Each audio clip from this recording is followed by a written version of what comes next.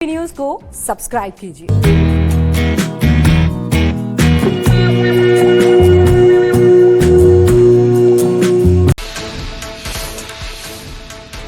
राजस्थान में गहलोत सरकार पर संकट। सूत्रों के मुताबिक आज बीजेपी में शामिल हो सकते हैं सचिन पायलट। गहलोत ने सुबह 10:30 बजे विधायक दल की बैठक बुलाई। अमिताभ बच्चन, अभिषेक के बाद ऐश्वर्या और आराध्या को भी हुआ कोरोना। ऐश्वर्या और बेटी आराध्या होम क्वारंटीन। नेपाल के पीएम केपी शर्मा ओली ने अमिताभ और अभिषेक के जल्द ठीक होने की कामना की। एलएसी पर तनाव कम करने के लिए 1-2 दिन में फिर होगी भारत और चीन के बीच कोर कमांडर्स के बीच बातचीत। विवाद वाली जगह से सेना हटाने पर चर्चा होगी। कोरोना काल में खेले गए पहले टेस्ट मैच में वेस्टइंडीज ने मेजबान इंग्लैंड को 4 विकेट से हराया। मैच में 9 विकेट लेने वाले शेरॉन गैब्रियल बने man of the match.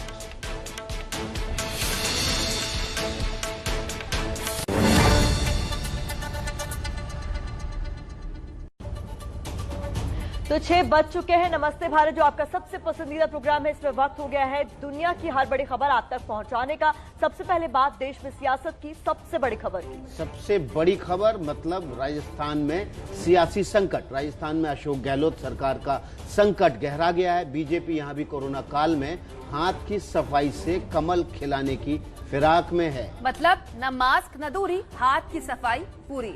Madhya Pradesh में ज्योतिरादित्य सिंधिया की तरह राजस्थान में बीजेपी ने सचिन पायलट से सिर पर हाथ रखकर उनके सहारे सत्ता में वापसी की तैयारी कर ली है। राजस्थान के मुख्यमंत्री अशोक गहलोत और राजस्थान के डिप्टी सीएम और कांग्रेस के प्रदेश अध्यक्ष सचिन पायलट, इनके बीच झगड़ा इतना बढ़ चुका है कि सचिन बगावत पर उतारू हैं। सूत्रों का दावा है कि सचिन आज बीजेपी में शामिल हो सकते हैं। सचिन पायलट ने ये भी दावा किया है कि कांग्रेस के 30 विधायक इनके साथ हैं। इधर अशोक गहलोत ने अपनी ताकत दिखाने के लिए सुबह 10:30 बजे जयपुर में कांग्रेस विधायक दल की बैठक बुलाई है। अभी एक चीज मैं बता दूं कि कांग्रेस की सरकार मजबूत है और पूर्ण रूप से हम ये जो भी लोग हैं उनका मुकाबला करेंगे। अब जरा राजस्थान विधानसभा की मौजूदा स्थिति भी समझ लीजिए। राजस्थान विधानसभा में कुल सदस्य हैं 200। कांग्रेस के पास 107 विधायक हैं। बीजेपी की ताकत है 72 विधायकों की। निर्दलीय समेत अन्य हैं 21। इनमें से 13 विधायक अभी तक कांग्रेस के साथ हैं और कांग्रेस कुल 120 विधायकों के बहुमत के साथ सरकार चला रही है। अब अगर दावे के मुताबिक सचिन पायलट कांग्रेस के 30 विधायकों को अपने साथ ले जाते हैं तो अशोक गहलोत के पास सिर्फ 77 विधायक ही बचेंगे। लेकिन यहाँ भी एक पेंच है। अगर सचिन के साथ कांग्रेस के बागी विधायक भी इस्तीफा देते हैं तो सदन में बचेंगे कुल 170 विधायक और बहुमत का आंकड़ा घटकर 86 रह जाएगा। ऐसे में अशोक गहलोत 13 विधायकों के समर्थन से आराम से सरकार बचा ले जाएंगे।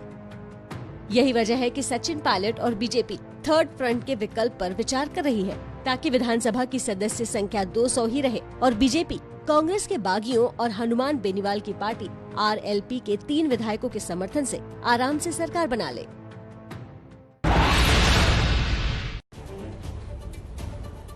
सचिन पायलट का आरोप है कि सरकार और संगठन में फैसले में अशोक गहलोत ना तो उनसे सलाह लेते हैं, ना ही उनकी सुनते हैं। कोरोना संक्रमण से ठीक होने के बाद प्लाज्मा डोनेट करते ज्योतिरादित्य सिंधिया और कांग्रेस को संकट के संक्रमण में डालने वाले सचिन पायलट, ये 2 तस्वीरें अलग अलग हैं, लेकिन राजस्थान के सियासी बवंडर में ये दोनों किरदार आपस में जुड़ रहे हैं। कांग्रेस की आपदा में बीजेपी के लिए कैसे सिंधिया अवसर के रास्ते तैयार कर रहे हैं, उसे समझने से पहले खबर जान लीजिए। सूत्रों से खबर है कि आज सचिन पायलट बीजेपी में शामिल हो सकते हैं। बीजेपी में शामिल होने से पहले पायलट बीजेपी के शीर्ष नेतृत्व से मुलाकात कर सकते हैं। बीजेपी अध्यक्ष जेपी नड्डा सचिन पायलट को पार्टी की सदस्यता दिला सकते हैं। वास्तव में 5 साल सरकार के लिए मेहनत किसी और ने की। ये दिल्ली में बैठे इन्होंने पॉलिटिक्स की और सीधे सीएम बन गए। जो मेहनत करने वाला उसके मन में थी कि भाई मेरी मेहनत और खा कोई और रहा है। नाराज सचिन पायलट दिल्ली पहुंचे तो उन्होंने ज्योतिरादित्य सिंधिया से मुलाकात की। सिंधिया ने ट्विटर पर इशारों में पायलट को बीजेपी की जहाज में सवार होने का न्योता देते हुए लिखा कि सीएम गहलोत ने सचिन पायलट को साइडलाइन किया, इससे मैं दुखी हूँ। कांग्रेस में प्रतिभा की कद्र नहीं है। सिंधिया और पायलट पुराने दोस्त हैं और यही दोस्ती बीजेपी के हाथ की सफाई के काम आ रही है।